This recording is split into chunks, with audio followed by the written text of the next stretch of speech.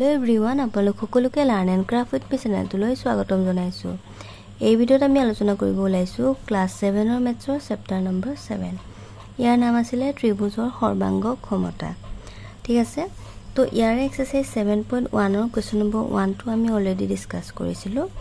যদি সেই ভিডিঅ'টো চাব বিচাৰা লিংকটো ডেছক্ৰিপশ্যন বক্সত দিয়া থাকিব। ক্লাছ 7 মেথছ বুলি এটা প্লেলিষ্ট বনোৱা আছে, তাতে ক্লিক কৰিলে তোমালোকে গোটেইখিনি ভিডিঅ' একেলগে পাই যাবা। তো যদি বিচৰা চাই ল'ব পাৰিবা। তো আজি আমি ষ্টাৰ্ট কৰিম কুৱেশ্যন নম্বৰ 2ৰ পৰা। ইয়াতে দিছে যে চিত্ৰ 1ত মানে এইটো চিত্ৰত দিয়া হৈ আছে আৰু AB সমান CD আকৌ AD সমান BC। AD মানে হৈছে AD আৰু এইফালে BC হলে প্ৰমাণ কৰা যে ত্ৰিভুজ দুটা সৰ্বাংগসম। বুজি পাইছা? আগৰ কিটা হলি একে। এতিয়া চোৱা আমি কেনেকৈ কৰিম। এতিয়া চোৱা আমি ছবিটো আঁকি লৈছোঁ আৰু যিকিটা দিয়া আছে সেইকিটাও পাতি লৈছোঁ। এইখিনি নেপাতিলেও হ'ব, যিহেতু কুৱেশ্যনটো আমি বাৰ বাৰ চাই থাকিবলৈ অসুবিধা হ'ব, সেইকাৰণে মই পাতি লৈছোঁ।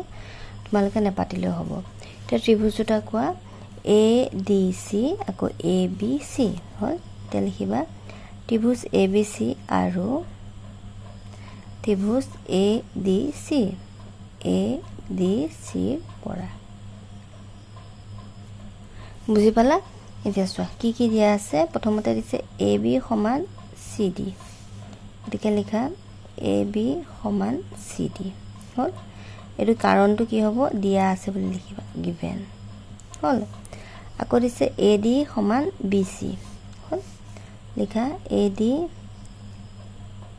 সমান BC। সৰি, ইয়াতে আগত BC আহিব লাগিব ন। BC সমান AD, এইটো আমাৰ দিয়া আছে হ'ল। নেক্সট তোমাৰ ইয়াতে চোৱা ত্ৰিভুজ ABC দেখিছা, এইটো এটা ত্ৰিভুজ।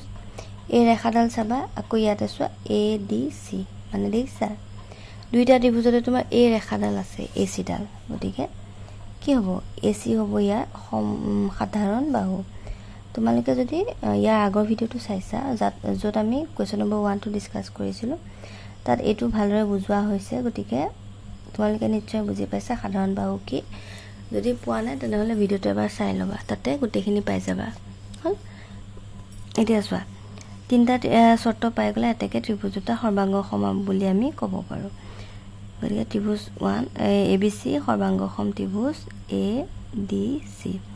চৰ্ত কি পালা, আটাইকেইটা বাহু হয়নে, গতিকে লিখিবা বাহু বাহু বাহু চৰ্ত মতে ত্ৰিভুজ দুটা সৰ্বাংগসম। ঠিক আছে, নেক্সট চোৱা কুৱেশ্যন নম্বৰ 3। কুৱেশ্যন নম্বৰ 3টো চাই লোৱা। তাতে ইয়াৰ ছবিটো দিছে এইটো আৰু ইয়াৰ এইকেইটা তোমাৰ দিয়া আছে হ'ল। আৰু এইটো ত্ৰিভুজ আৰু এইটো ত্ৰিভুজ বুলি আমি কি কৰিব লাগে, সৰ্বাংগসম বুলি পৰীক্ষা কৰিব লাগে হ'ল। এতিয়া কেনেকৈ কৰিম আমি চাই লোৱা।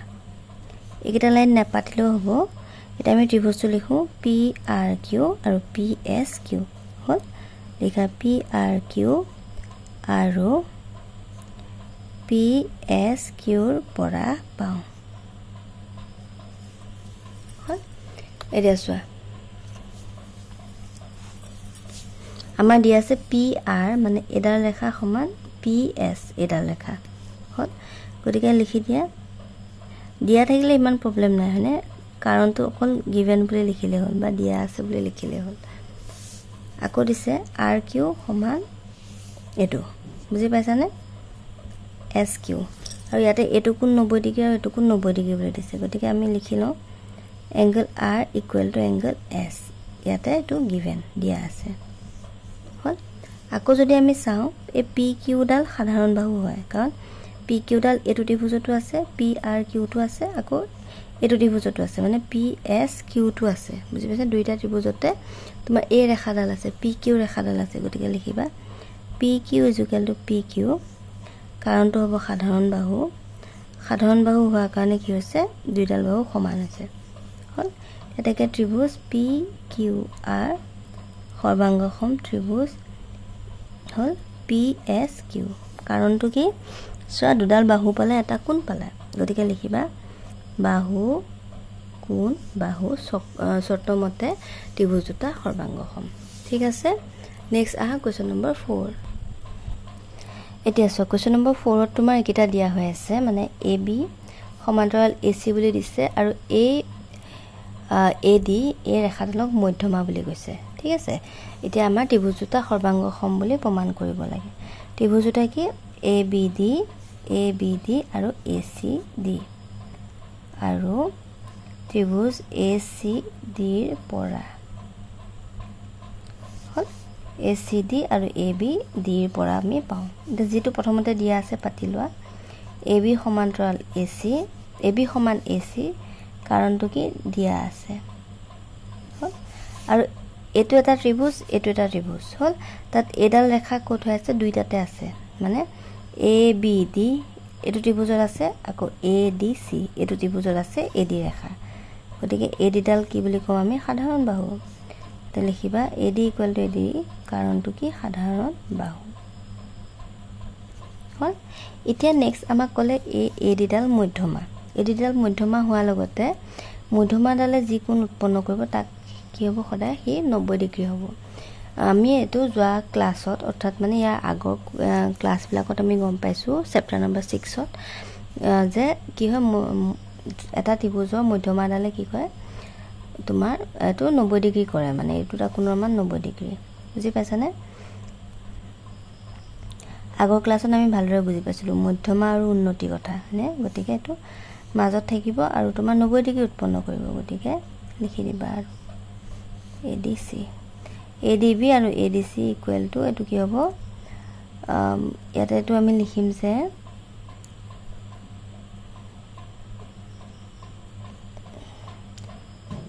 এডি মধ্যমা হোৱাৰ কাৰণে আমাৰ কি হৈছে মানে 90 ডিগ্ৰী হৈছে হল এটাকে ত্ৰিভুজ দুটা সৰ্বাংগ সম এ বি ডি সৰ্বাংগ সম ত্ৰিভুজ এ চি ডি হল কাৰণ লিখিবা বাহু দুডাল কোণ এটা গতিকে লিখিবা বাহু কোণ বাহু বুজি পাইছা ইয়াতে তোমাৰ বাহু কোণ বাহু শিকাৰ্যমতে ত্ৰিভুজ দুটা সৰ্বাংগ সম ত্ৰিভুজ দুটা কি এ বি ডি আৰু ইফালে এ চি ডি ঠিক আছে তো আজিলৈ আহিছো ভিডিওটো চাই বহুত ধন্যবাদ নেক্সট ক্লাছত আমি কুৱেশ্যন নম্বৰ 5 ৰ পৰা ডিসকাস কৰিম and thank you for watching and study well